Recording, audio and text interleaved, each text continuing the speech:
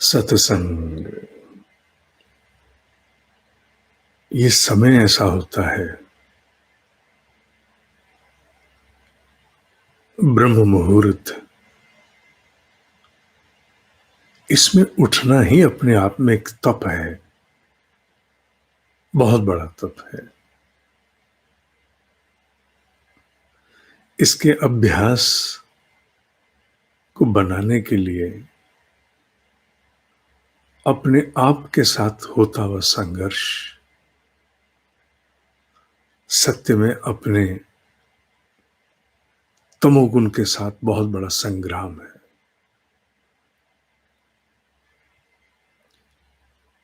लंबे समय से अभ्यास तोड़ना, बदलना, वो संघर्ष एक तप है। और उस तप के लिए अपने आप को जुटाकर प्रतिदिन उपस्थित करना, भले हफ्ते में, सप्ताह में 6 दिन आना, अपने आप में एक तप है।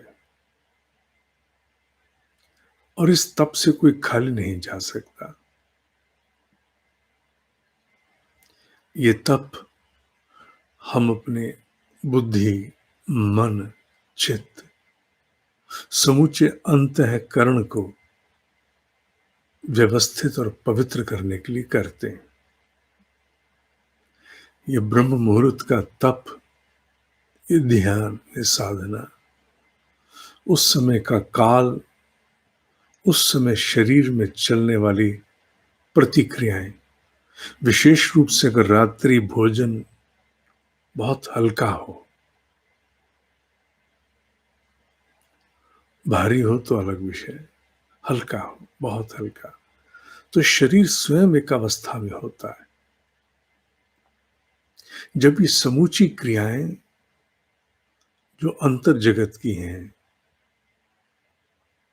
वो भीतर और बाहर से सहायता पाकर बहुत कुछ भीतर विकसित करती हैं, और इसे आप अनुभव करते भी हो। ये अपने आप में बहुत बड़ा तप है। उस शांति की अवस्था को लाने का जो प्रकृति का मूल है, जो ईश्वर ने जिस प्रकार सृष्टि की रचना की, जिस अनुरूपता में की, कि इस प्रकार चले, वस्तुतः उसी को शांति कहा गया। जो जब जैसा जैसा होना चाहिए, जब होता है, वही शांति है। और उस अवस्था को प्राप्त करके आत्मिक उन्नति तीव्र हो जाती है। इसलिए आप प्रकृति के डिजाइन, प्रकृति के संकल्प, प्रकृति की इच्छा, प्रकृति के मूल भाव की अनुरूपता में आते हो, और वो केवल ब्रह्म मुहूर्त के इस ध्यान से ही संभव है। कुछ विशेष किए बिना केवल अपने आप को इन पलों में उपलब्ध कराना बहुत है। और फिर इन पलों में उपलब्ध कराने वाला अकेला कहां बचता है।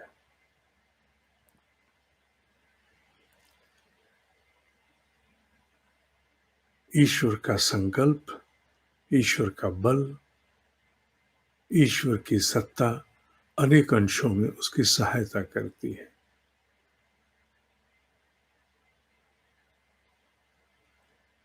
अनेक सूक्ष्म जगत के प्रभाव स्वतः ही प्राप्त होते हैं, जिन्हें प्राप्त करने के लिए विशेष बल, तप, पुरुषार्थ करना पड़े। उनमें से अनेकों केवल ब्रह्म मुहूर्त के ध्यान से स्वतः ही प्राप्त होते हैं। और इसमें कोई संदेह है नहीं। जो अनेक दिनों से करते आ रहे, न उनके मन में, जो करते करते छूट गए, न उनके मन में, जो कभी करते कभी छोड़ते फिर करते, न उनके मन में। संदेह किसी के मन में नहीं है।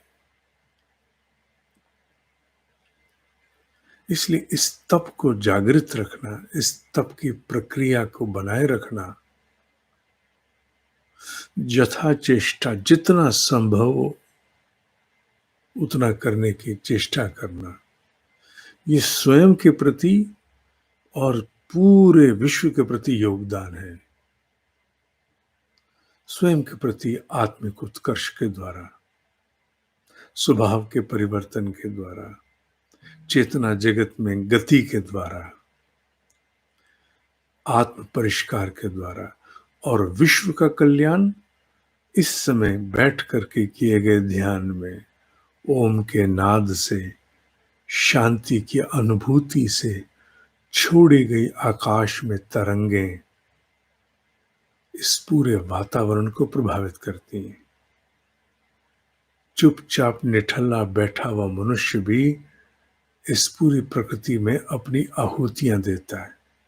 उथले पुथले विचारों की आहुतियां, उथली पुथली कल्पनाओं की आहुतियां, भीतर के असंतोष की आहुतियां, और वहीं हृदय जगत से उठते हुए भावनाओं के द्वारा जब मनुष्य ब्रह्म मुहूर्त में ओम का गुंजन और भीतर की गहरी शांति और भीतर अनुभव होने वाली दिव्यता का आहुतियां देता है, तो आप कल्पना करिए, अस्त व्यस्त अवस्था में दी गई आहुतियां उतना प्रभाव नहीं रखती। प्रभाव तो रखती हैं वो भी, वातावरण को दूषित तो करती हैं वो भी, पर पूर्ण व्यवस्था, पूर्ण सजगता के द्वारा ब्रह्म मुहूर्त में बैठ करके और ध्यान के लिए उपस्थित करना अपने आप को, ये बहुत बड़े स्तर पर चुंबकीय तरंगों को वातावरण में प्रसारित करता है। तो आप एक यज्ञ कर रहे हो जिसकी सुगंध से आप पुष्ट, जागृत, उत्कर्ष प्राप्त कर रहे हो, और साथ ही साथ आसपास के वातावरण को भी पूरी तरह प्रभावित कर रहे हो। जगत हिताय च का एक पक्ष, बड़ा पक्ष, आपके ब्रह्म मुहूर्त के ध्यान से भी संभव है। हमारे यहाँ कहा जाता है ना, प्राण में अपान की आहुतियां देना भी यज्ञ है। उसी प्रकार ब्रह्म मुहूर्त का ध्यान यज्ञ है। एक ऐसा यज्ञ जहां स्वार्थ और परमार्थ दोनों का आपस में मिलन होता है। स्व का अर्थ अंतर जगत के उत्कर्ष से, और पर का अर्थ हमारे परमार्थ अपने द्वारा प्रसारित उन चुंबकीय सकारात्मक कल्याणकारी तरंगों के द्वारा जो आपसे मुक्त होकर के जन जन का कल्याण करेंगे। ना आप ब्रह्म मुहूर्त के ध्यान में अकेले होते हो, और ना अकेले के लिए इस ब्रह्म मुहूर्त के ध्यान को करते हो। न अकेले होते हो, सूक्ष्म जगत तुम्हारे साथ होता है, और न अकेले के लिए करते हो, तुमसे द्वारा, तुम्हारे द्वारा प्रसारित तरंगे जन मानस को प्रभावित करती है। कहां किसे जाके प्रभावित, किस रूप में करेगी तुम नहीं जानते। यही यज्ञ है।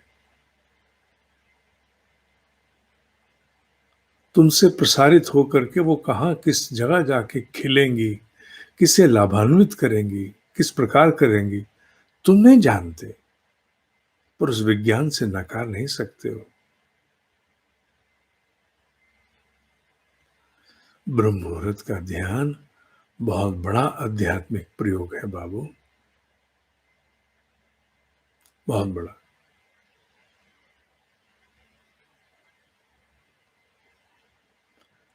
ओम ही सत्य है, ओम ही सत्य है, ओम ही सत्य है।